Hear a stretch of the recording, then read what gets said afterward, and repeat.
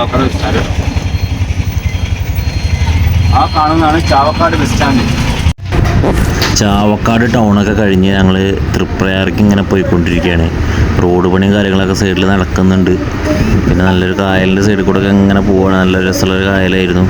നമ്മളെവിടെയും നിർത്തിയിട്ടില്ല, കാരണം നമുക്ക് നേരെ പോവുക തൃപ്രയാറിൽ നിന്ന് അടുത്ത സ്ഥലം ലക്ഷ്യം വെച്ചിട്ടാണ് നമ്മൾ പോകുന്നത്. അടുത്ത സ്ഥലം നമ്മളത് കൊടുങ്ങല്ലൂരാണ്. അങ്ങനെ നമ്മൾ തൃപ്രയാറെത്തി അവിടുന്ന് ഒരു ചായയൊക്കെ കുടിച്ച് നൈസായിട്ട് അങ്ങനെ പോയി. ഇതാണ് അതിൻ്റെ നടപ്പന്തലാണിത്. തൃപ്രയാറ് അമ്പലക്കുളം ആണത്. പിന്നെ പടിപ്പുര നല്ല സെറ്റപ്പിൽ വെച്ചിട്ടുണ്ട്. അതാണ് പടിപ്പുര. ക്ഷേത്രക്കുളത്തിൽ അഴുകിയ വസ്ത്രങ്ങൾ അലക്കുന്നതിന് ശിക്ഷാർഹമാണ്. അപ്പോൾ കയ്യും കാലൊക്കെ കഴുകി വൃത്തിയായിട്ട് നമുക്ക് അകത്തോട്ട് കയറാം.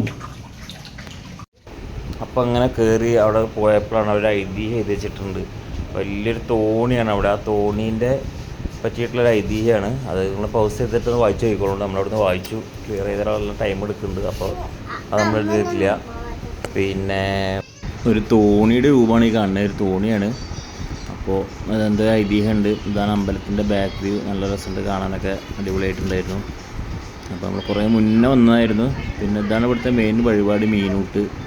നല്ല മീനുണ്ട്, പുഴയിലുള്ള നല്ല മീനുകൾക്ക് ഭക്ഷണം കൊടുക്കുന്ന ഒരു വഴിപാട് ഇവിടെ ഉണ്ട്. അപ്പോൾ മീനൂട്ടും കാര്യങ്ങളൊക്കെ കഴിഞ്ഞ് നമ്മളുള്ളിലൊക്കെ കയറി തൊഴുത് ഭംഗിയായിട്ട് തിരിച്ചിറങ്ങി.